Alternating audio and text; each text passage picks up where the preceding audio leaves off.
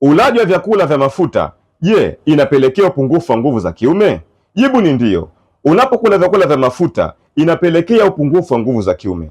Vyakula vyenyewe ni kama vipi? Chipsi, mapilau kila siku kwako sikukuu, biriani kila siku kwako sikukuu, michuzi ya marosti, mboga za mafuta, maharagwe ya mafuta, wali wa mafuta.